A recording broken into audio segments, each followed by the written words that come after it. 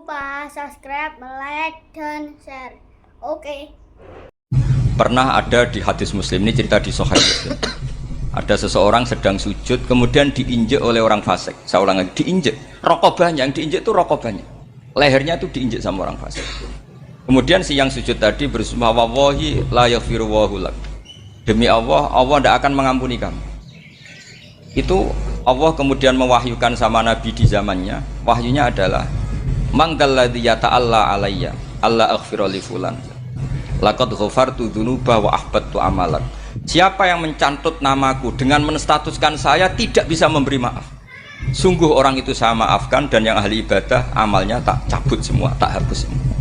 Karena Allah tuh nggak boleh distatuskan sesuai keinginan yang soleh terus mengatakan orang lain tidak soleh, Allah tidak akan ngampuni. Ngampuni tidak, itu wilayahnya Allah, dan Allah yaf'alu ma yasa, dan Allah berkali-kali memaklumatkan dirinya yaghfiru liman yasha wa yu'adzibu man yasha. Tapi ini kubu sebelah nyifati Allah hanya wa yu'adzibu, kubu sebelah kan gitu. Tidak pernah kalau Allah disifati yaghfir. Bagaimana Allah gak tersinggung? Allah selalu distatuskan yu'adzib. Kira-kira kalau Allah kan gini, saya ini bisa u'adzib, bisa aghfir, kenapa status saya tinggal yu'adzib? Ini ngaji di mana? Khatam enggak kan gitu. Makanya resikonya ahli sunnah itu masyhur tuh Pak Hamid Pasuruan, tamu macam-macam diterima. Ketika orang benci Golkar itu ada tamu dari Golkar juga diterima.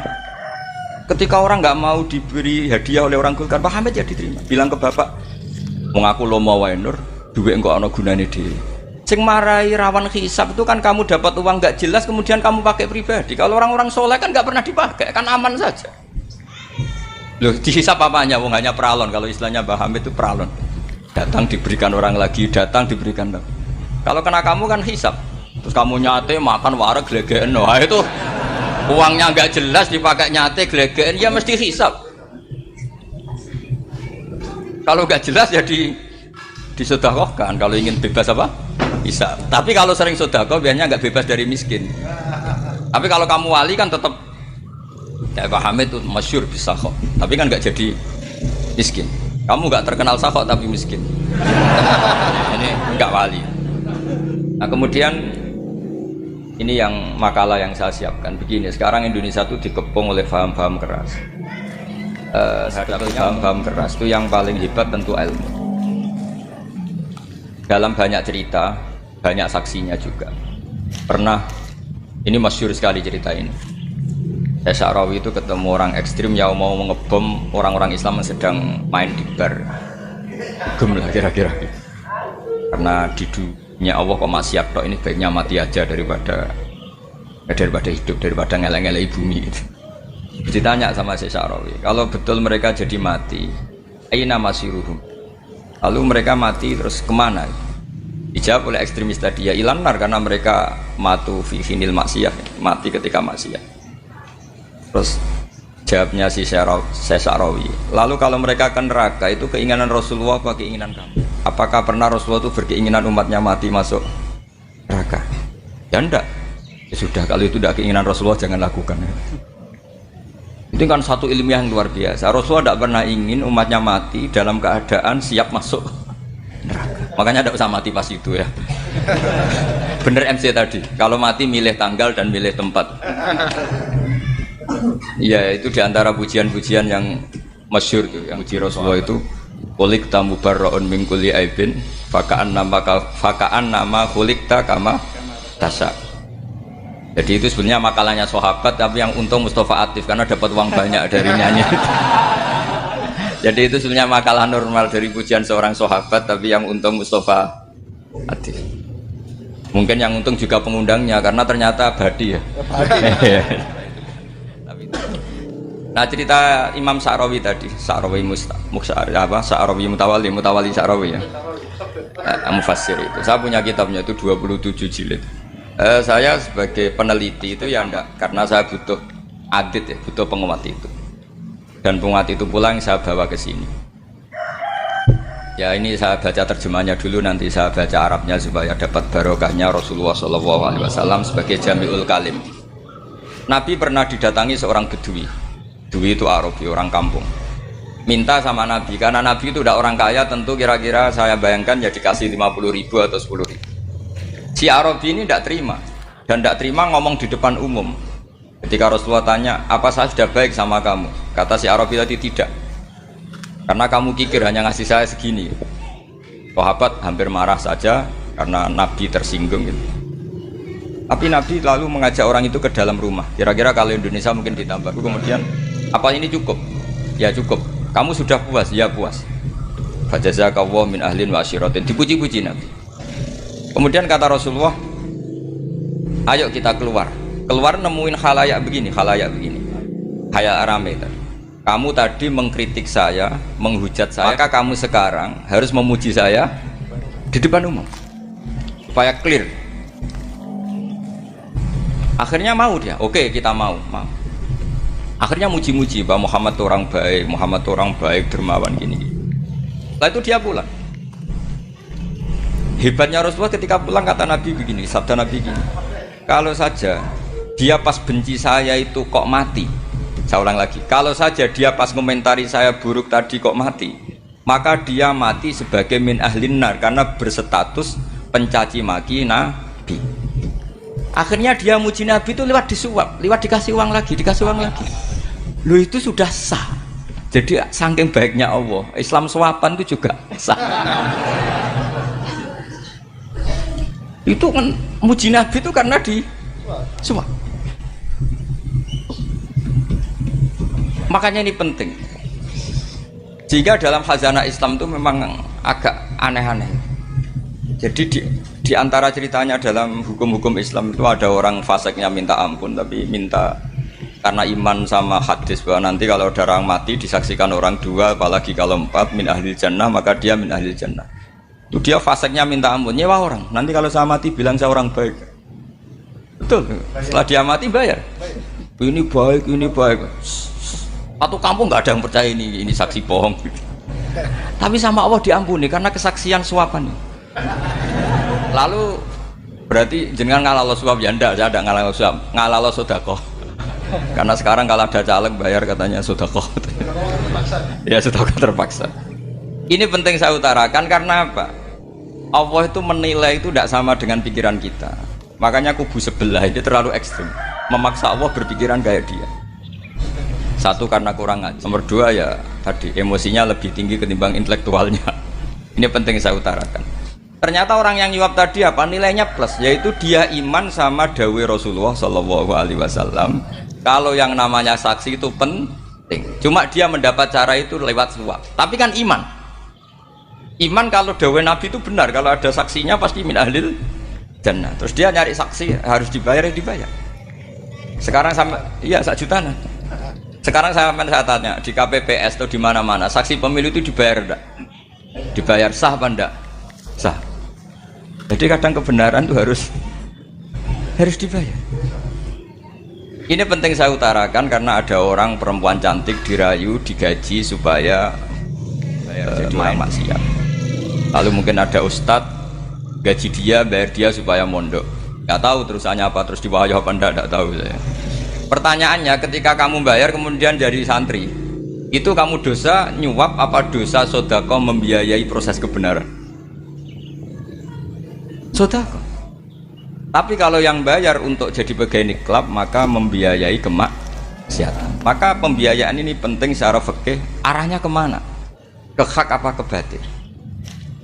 Jika di Fathul Mu'in diterangkan, misalnya ada orang layak jadi pemimpin, dan kemudian rivalnya itu orang yang menyesatkan atau calon perusak bangsa, ya maka calon pemimpin yang soleh itu wajib berkompetisi meskipun bibadlil mal. Karena kalau yang memimpin orang fasik, kampung ini rusak. Kalau yang memimpin orang soleh, kalau nggak bayar juga nggak jadi, maka wajib bayar. Lah yang soleh bayar ini berstatus sedekah, tapi yang batil ini berstatus suap. Kenapa demikian? Karena yang namanya riswah atau ada yang baca ruswah adalah pembayaran untuk menghakkan dan membatilkan barang hak. Sementara pembiayaan orang soleh adalah untuk memperkuat hak. Nah orang tuh nggak tahu, yang ngajinya ndak hatam-hatam tuh taunya pokoknya ar-rosi wal murtasi benar. Tapi nggak pernah mikir lalu definisi riswah atau ruswah itu apa. Ini bukan provokasi supaya semua calon bupati gubernur nyuap ndak. hanya nyuruh mereka sedekah saja. Jadi kalau nggak jadi, tapi sedekah betul ya, kalau nggak jadi ya tetap ikhlas, dari awal memang sedekah. Lah soal gremeng ya bawaan manusia gitu ya. Ya nggak apa-apa, kami tetap gremeng.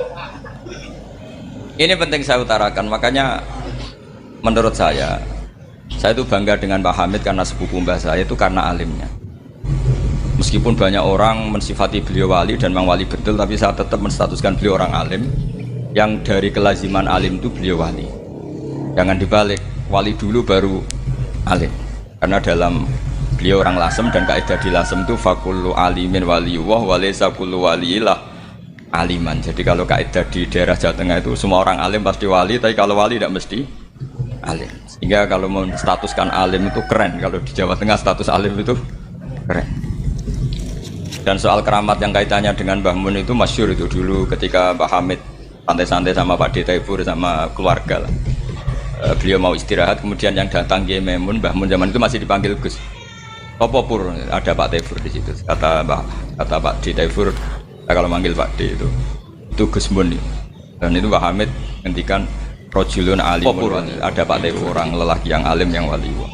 Di beliau muji Mbah Mun juga alimun dulu, rojulun alimun wali.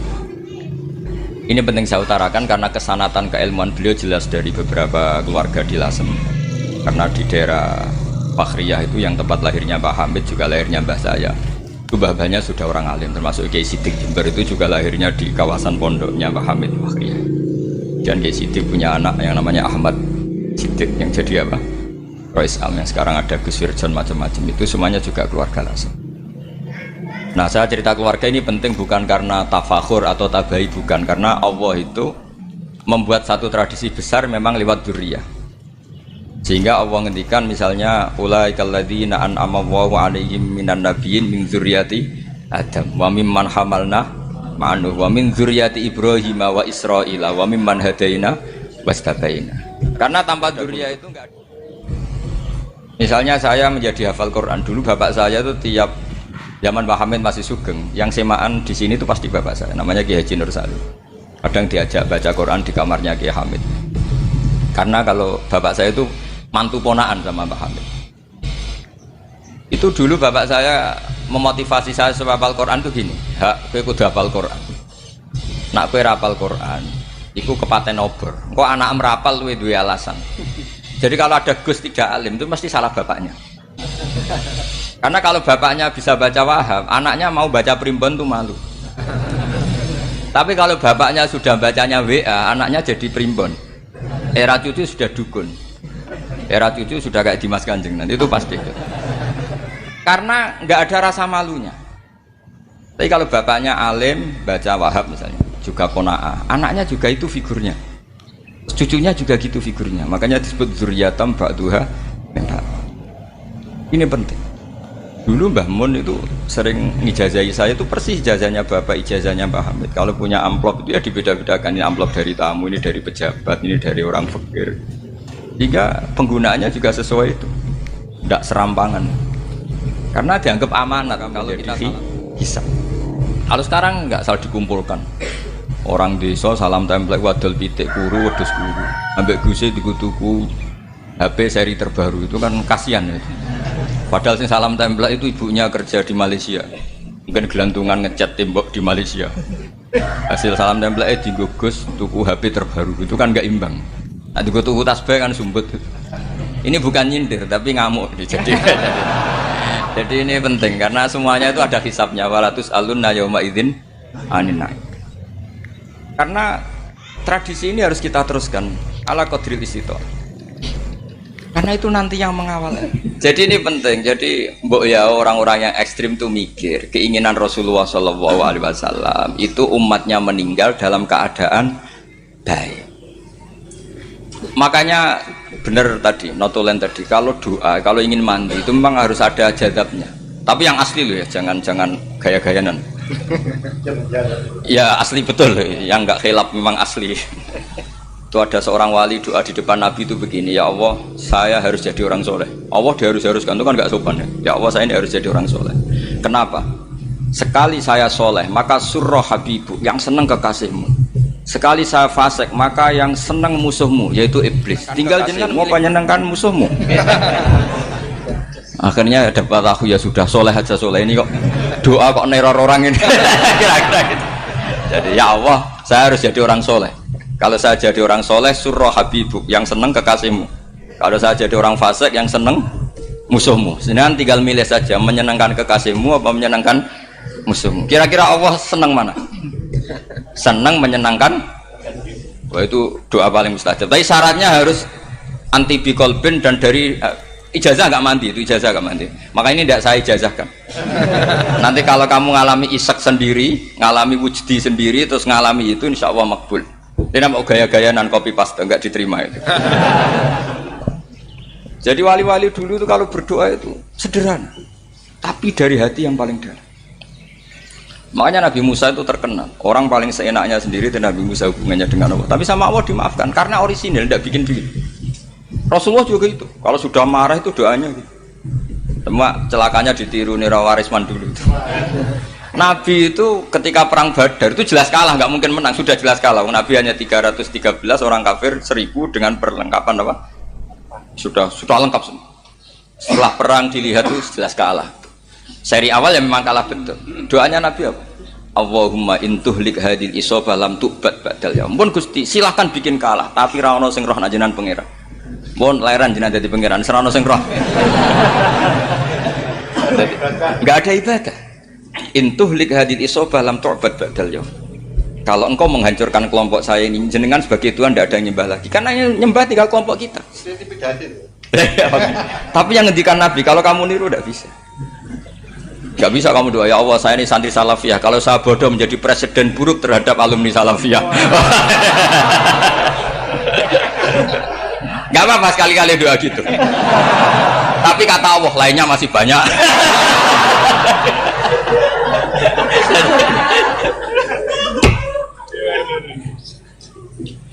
Tapi itu syaratnya tadi harus ada al-wujdi wasima. Jadi makanya Imam Ghazali punya kitab al-wujdi wasima.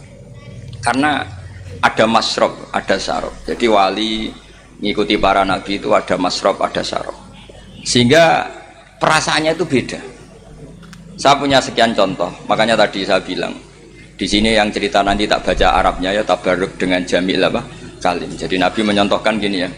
Hubungannya Nabi dengan umatnya itu kata Rasulullah ibarat orang punya unta atau sapi yang susah, yang sarodat itu berat. Kalau bahasa sini apa begitu? Yang larat ya Pak? Melayu. Terus orang-orang lain ingin membantu, kubu sebelah ingin bantu, tapi ketika mereka ingin bantu malah unta ini tambah lari karena asing. Semua selain pemiliknya ini kan bagi unta itu asing. Jadi mau dibantu ditangkap tambah lari karena ini orang asing semua. Ngajinya agak jelas, asalnya agak jelas, tapi mau ikut umat Islam ini asing semua. Akhirnya kata Nabi yang punya unta itu tadi datang, kemudian ngambil rumput, terus unta itu dipanggil, kemudian unta itu ngikuti. Kata Nabi, ibarat saya seperti itu. Kalau saya yang memimpin Islam, saya yang merawat umat saya, maka umat akan mudallalah, akan nurut. Tapi kalau yang rumat kalian, malah Islam menjadi kacau. Kenapa menjadi kacau? Karena tadi nyifati Allah saja salah. Orang Islam baik dihukumi kafir hanya karena tahlilan, hanya karena manakiban dihukumi kafir. Sekarang inginnya Nabi orang menjadi muslim apa kafir? Inginnya Nabi orang menjadi muslim apa kafir? Muslim. Lalu gara-gara melakukan perilaku tertentu dihukumi kafir. Iya, ziarah wali songo musyrik, nyekel patok musyrik. Katanya minta sama mayit. Padahal saya andekan jadi mayit itu diziarahi sampean enggak seneng. Enggak senengnya karena ya kadang murid itu jari gurunya ya kurang ajar. Masa gurunya dibilang gini, ya Allah, ingkana musinan fazid fi isani, wa ingkana musian fatajawas andu. Kata gurunya, soleh tenan darani ingkana. Makanya saya tidak suka zaman ziarah ke saya. Kecuali doanya ditasyakan dulu ke saya. Makanya nggak boleh ziarah itu pada Nabi, bisa murtad kan? Coba itu baca di depan Nabi, murtad gak? Ya Allah kali ini baik maka gini, kalau buruk masa Nabi baiknya ingkana. Lah orang-orang yang menyerang kita kan itu gak ada zaman sahabat doa seperti itu. Ya mesti gak ada, mana mungkin sahabat baca itu di depan Nabi. Masa Nabi didoain, ya Allah kalau dia baik maka fazid, Maka kalau dia buruk, ya nggak mungkin. Lah mereka nyerang kita itu nggak ada dalam sejarah sahabat. Ya, sahabat kok nahlili Nabi itu gak nabi. Mau didoain maghfir lahu. Kan ngenyek kanjeng Nabi itu maghfir lahu. Ya mesti saja sahabat gak akan tahlilan. Yang kabudut itu Rasulullah. Bahkan diistilahkan kabudut saja salah. Intaqala ila rafiqil ala. Nah kalau sampai harus ditahlili, kalau enggak yang rokok betul. Amalnya pas-pasan, dosanya berkelanjutan. Kondak gimana? Punya tanah warisan yang hasil ngerebut milik orang lain. Dipakai anak cucumu. Ini berkelanjutan enggak dosanya? Berkelanjutan, berseri-seri.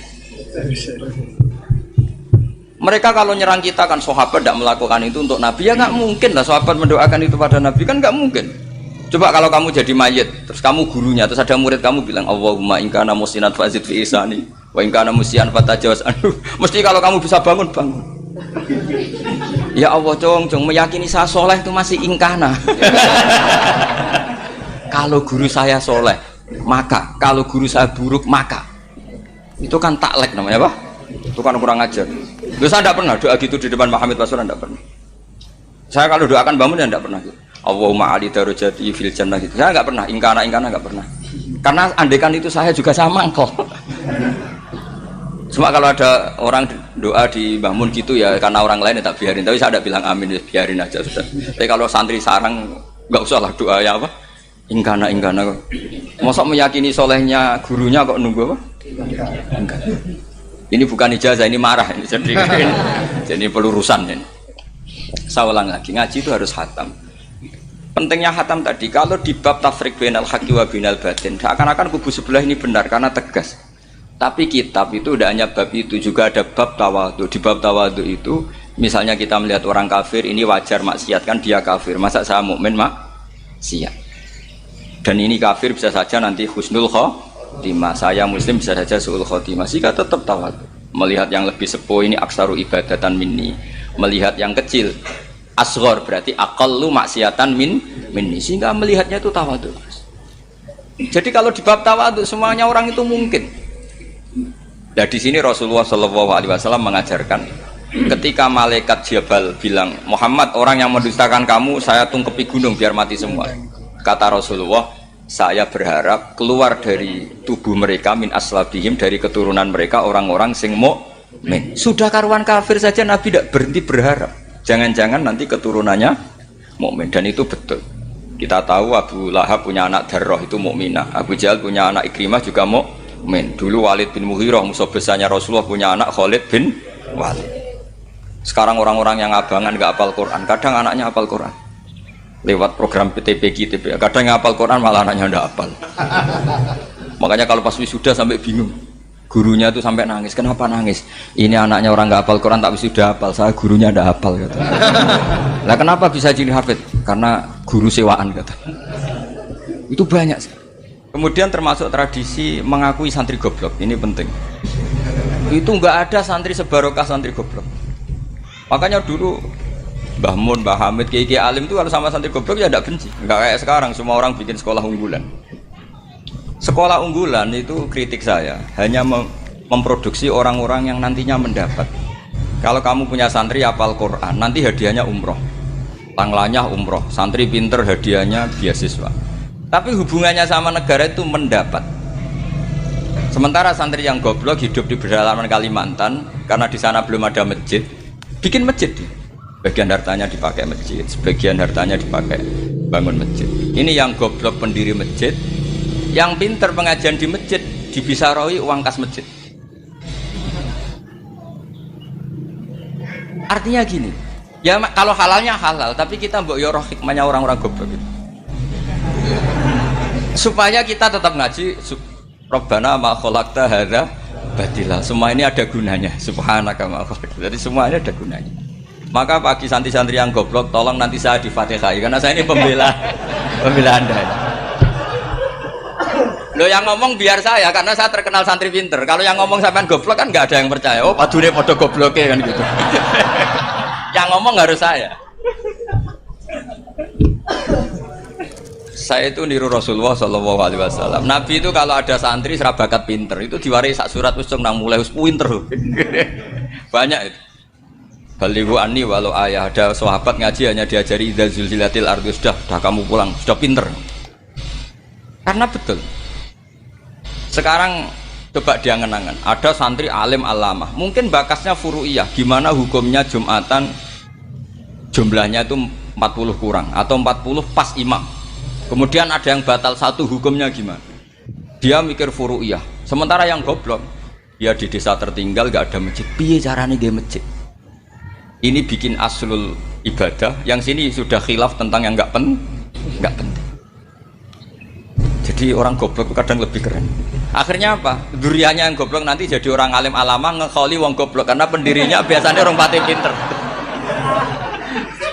Itulah Allah Subhanahu wa taala. Ada bikin sesuatu itu sia-sia. Nah, saya ini korban ilmu itu. Akhirnya santri saya banyak yang nggak jelas. Ya, tapi ya saya terima saja. Saya santri itu macam-macam. Ada yang profesor, ada yang doktor, ada yang goblok, ada yang baru tobat kemarin. Ada yang Cina lagi seneng ahli sunnah wal jamaah, macam-macam. Semuanya ngaji sama saya. Karena saya tetap berkeyakinan Rabbana ma khalaqta hadza batil. Ini penting saya utarakan karena khazanah kita ini jangan digerus oleh orang yang tidak bertanggung. Ini penting. Jadi kebanyakan orang ekstrim karena mensifati Allah Ta'ala itu hanya dengan status yu'adzib, tidak dengan status yaghfir. Dan itu mereka harus ngaji lagi. Kurang apanya Rasulullah SAW? Nabi sebagai manusia benci sekali sama pembunuh Hamzah karena qatilu ahabbin nasi ila Rasulillah. Itu sama Wahsy. Siapa yang enggak tahu Wahsy? Qatala ahabban nasi ila Rasulillah, itu qatala Hamzah. Dan ketika Nabi nyuwun sewu maksud no Wahsy, Allah malah nurkan ayat laisa laka minal amri syai'un aw yatuba alaihim. Ada pilihannya aw yatuba alaihim. Apa yang terjadi? Justru Allah mentobati Wahsy. Memaafkan Wahsy, mentobati Wahsy. Ada sahabat yang dipuji Nabi hamamatul masjid, akhirnya su'ul khotimah. Kita tahu ceritanya siapa? Sa'labah.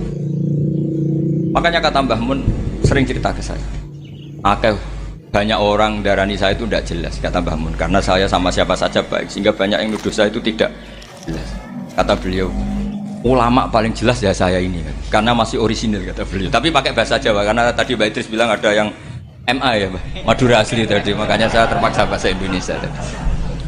Kata Mbah Mun, ulama paling jelas ya saya, karena saya menyikapi siapa saja baik, karena di hati saya hanya membaca laisa laka minal amri syai'un aw yatuba alaihim aw yu'adziba. Kenapa kamu vonis si buruk? Bisa saja nanti baik. Yang sedang baik bisa saja nanti bu.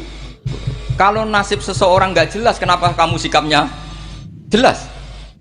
Nah, ini orang-orang nggak ngaji itu memaksa orang lain jelas. Ini kubu sebelah pasti salah, ini pasti benar. Wong manusia kok dipasti-pastikan gimana? Kita ini tidak nabi. Kalau nabi maksum pasti benar. Kalau sampean apa? Maksum bisa. Jadi ketidakjelasan para ulama ini berdasar konstitusi tadi bahwa itu wilayahnya Allah. Ini penting saya utarakan. Jadi penting sekali. Jadi orang yang sedang fasik sekarang bisa saja nanti tobat. Yang sedang sekarang soleh bisa saja nanti masalah. Hingga Rasulullah tetap mengajarkan ya muqallibal qulub tsabbit qalbi ala dinik. Jadi kalau ngaji itu khatam. Khatam itu begini misalnya ya. Saya pernah ngaji Ihya, belajar Ihya khatam. Bahkan saya punya takrirannya berdasar kitab Ithaf, sarahnya Ihya. Kalau ingin tahu sanadnya sarah Ihya, ya misalnya Gus Idris ini, Idris ngaji Mbah Hamid Pasuruan, ngaji Mbah Dimyati. Mbah Dimyati ini ngaji sama kakaknya Kiai Mahfud Termas. Kiai Mahfud ngaji sama abahnya Kiai Abdullah. Kiai Abdullah ngaji sama abahnya Kiai Abdul Manan. Kiai Abdul Manan ini mulazim terhadap Sayyid Murtado Az-Zabidi. Jadi kalau santri Salafiyah ini ya kira-kira tokoh Sabiah. Karena Mbak Idris Sadisa ya kira-kira sampean itu dari pengarang Ithaf itu baru tokoh berapa? Sabiah, masih keren. Turun pitu. Masih kaya lah. Lah kamu kok miskin? Turun ke wolu katanya kan.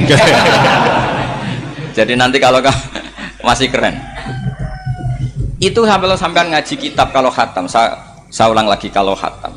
Itu memang ada bab-bab di mana ulama itu harus tegas, harus tafriq bainal haqqi wa bainal batil.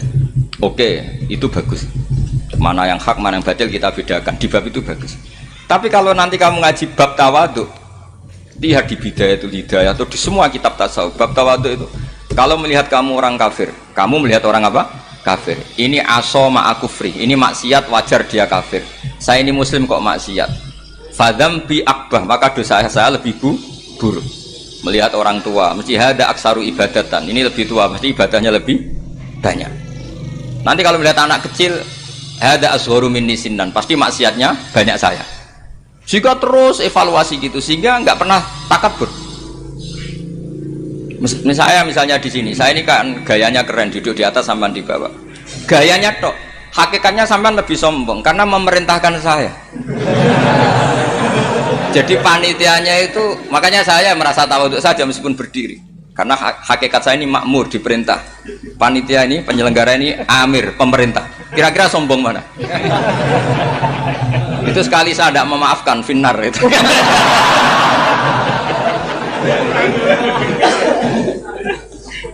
Tapi insya Allah tak maafkan. Iya masih insya Allah. Tapi menghadapi yang sedang kafir saja nggak putus asa. Bisa saja mereka nanti melahirkan anak-anak yang Islam. Jadi kalau ada kiai menghina orang kafir itu jangan melihat kiai kok kancanan wong kafir. Yang benar itu kiai yang penuh harapan. Sehingga sama orang kafir saja berharap. Tapi sekarang enggak. Kiai kancanan wong kafir, kiai kok kancanan wong fasik. Logikanya dibalik. Kiai nelateni wong kafir nak menawa anak turune masuk Islam. Kiai nelateni wong fasik anak menawa dadi soleh. Logikanya harus seperti itu. Nah soal perang itu beda. Perang kan mereka sudah menstatuskan diri ingin bunuh kita. Tentu kita harus berani untuk mempertahankan diri. Tapi kalau kondisi normal tidak bisa seperti itu. Ini kan kondisi normal. Itu Rasulullah. Ya nggak boleh. Karena tadi. Bahkan kalau saya pernah ngaji ini di Sidogiri pernah cerita Rasulullah jajar Nabi Nuh. Ada seorang wali, pasnya Abu Hasan Asyadili. Siapa Abu Hasan apa? Asyadili. Mimpi ketemu Rasulullah jajar Nabi Nuh. Kemudian Nabi Nuh itu digojlok sama Rasulullah. Kamu pernah maksudkan kaum kamu. Bisa saja fi aslabihim atau fi zuhurihim ada nasamatan sing tu'minu billah. Sekarang misalnya begini ya, ini orang kafir. Di sini itu ada gen yang ribuan ila yaumil qiyamah. Bisa saja gen-gen yang sekarang masih di zuhurihim, karena kalau apa gen di lelaki diistilahkan fi zuhurihim, ini saja nasamatan tu'min. Nasama yang nanti mukmin. Kalau dia mati kan berarti kamu membunuh calon orang mukmin berikut. Jadi, tapi ya sama. Tapi kalau kamu bilang dibiarkan, bisa saja ini ada nasamah sing calon kafir. Berarti kamu membiarkan kekafiran. Nah di sini hebatnya Allah. Allah bikin Nabi Nuh mewakili istihad potensi kekafiran berlanjut, sehingga beliau bilang wala yalidu illa fajiran kafaro. Paham ya kan? Rabbila tadzar alal ardi minal kafirina dayara innaka intadzarhum yudillu ibadaka wala yalidu illa fajiran kafaro. Logika itu terwakili oleh Nabi Nuh. Logika bisa saja ini ada nasamatan untuk minubillah, itu terwakili oleh Rasulullah. Bal arju ayyukhrijawahu min aslabihim may ya'buduwaha wa la yusyriku bihi syai'an. Kayak apa untungnya kita jadi umat Rasulullah sallallahu alaihi wasallam? Masalahnya nabimu gak Nabi Nuh, Nabi Muhammad. Jadi kira-kira istiadat kamu ikut Nabi siapa? Kalau main hantam ya ikut Nabi Nuh. Kalau main rojak berharap Nabi Muhammad. Ya sudah, sampean ikut mana tuh? Nabi Muhammad. Ini penting saya utarakan supaya apa-apa itu terukur lewat ya pokoknya istilah kayak Wali Songo yang tercerminkan sampai ke kita kayak Pak Hamid, karena Pak Hamid ini sanadnya secara gen itu sampai Sunan Bonang, di silsilah itu sampai Sunan Bonang. Saya punya catatan nasabnya Pak Hamid Pasuruan sampai Sunan Bonang, ditulis Mbah Him itu ya, pas 40 harinya Mbah Hamid itu. Ini penting saya utarakan supaya ekstremitas itu berkurang. Logika-logika yang dibangun ulama itu ngikuti riwayat.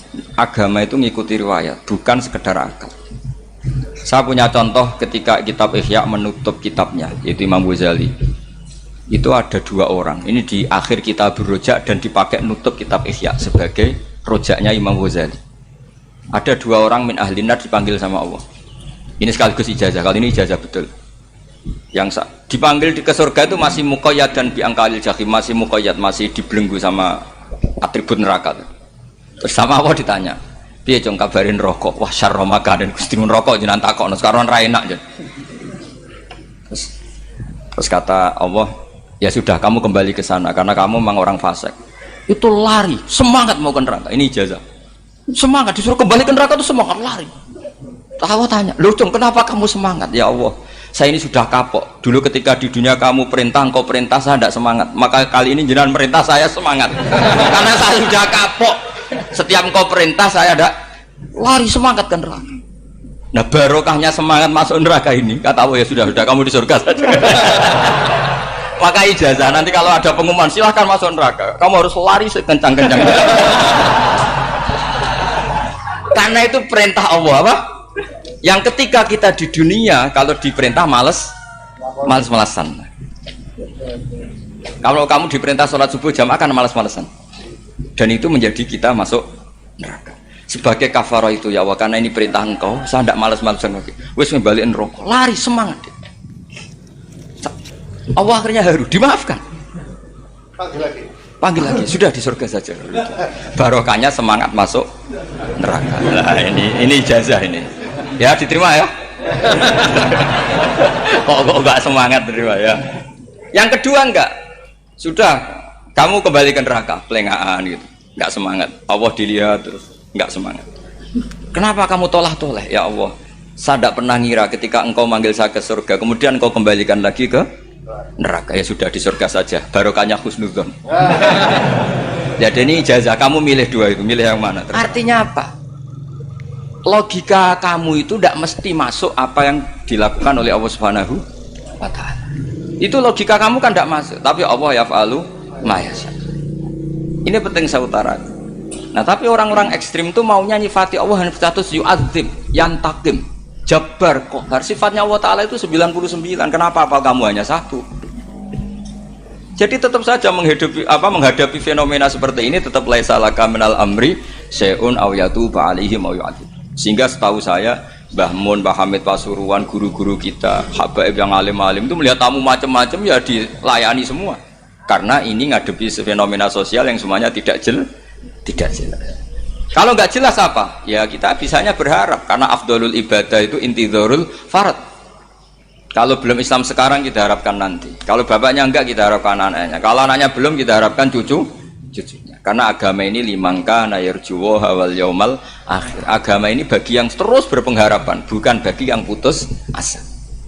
Ini yang penting saya utarakan. Jadi apalagi Allah sudah punya rencana tadi, yang goblok-goblok di pedalaman Dayak bikin masjid. Yang pinter-pinter ramen lomba untuk sangu, untuk umroh. Kira-kira memberi sama mendapat pahalanya keren mana? Memberi. Tapi tidak usah jadi goblok tidak usah direncanakan, sudah terjadi. Jadi makanya saya bela karena sudah terjadi gitu. Tapi tidak usah direncanakan. Nanti terus wah goblok aja cara Gus Bak gak apa-apa ndak. Sudah kadung ini cuma kita itu iman ya. Jadi karena yang pinter itu yang jumlahnya tidak banyak. Ini kita bully saja. Karena kamu bully pun tetap mulia kan orang pinter ini. Tapi kalau orang goblok gak dibela habis dia. Yang pinter buat dikritik kayak apa kan tetap mulia kan. Lah yang muji sudah banyak saya ngeritik saja lah. Ini tidak akan jatuh. Tapi yang goblok ini kan nggak ada yang bela. Saya sebagai umatnya Rasulullah, pecinta umat Rasulullah tak bela, tenang saja. Ada hikmahnya apa? Hikmahnya orang goblok. Betul ya, saya itu sering ketemu dokter, ketemu profesor tuh nangis. Tak tanya kenapa nangis. Bapak saya itu petani, saya di Jogja sampai jadi dekan, jadi rektor. Tapi saya sekarang rektor. Anak saya sekedar SMP naik itu sudah senang. Nggak dengar kabar ketangkep BNN sudah senang. Padahal saya ini ahli metodologi. Ternyata pinter bapak saya. Karena bapaknya tadi hanya petani bisa menjadikan anaknya profesor. Tapi profesor tidak mesti bisa jadi. Anak saya SMP aja sudah senang. Karena Allah ingin membuktikan pinter kamu itu tidak ada artinya di depan iradatullah. Di depan apa? Iradatullah. Supaya orang tunduk.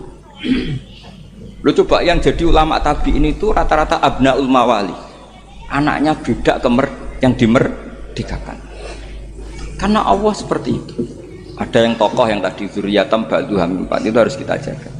Saya termasuk orang yang ditakdir punya mbah-mbah alim, itu juga harus dijaga. Yang enggak alim peluangnya masih banyak. Banyak sebanyak-banyaknya. Asal tadi lewat jalur sregep dan kalau bodoh ngaji saya nanti. Tak ajari robbana ma khalaqta hadza napa? Karena ayatnya gitu, min dzurriyyati Adam wa mimman hamalna ma'anu wa min dzurriyyati Ibrahim wa Israil. Terus terakhir ditutup wa mimman hadaina wajtabaina. Itu umum.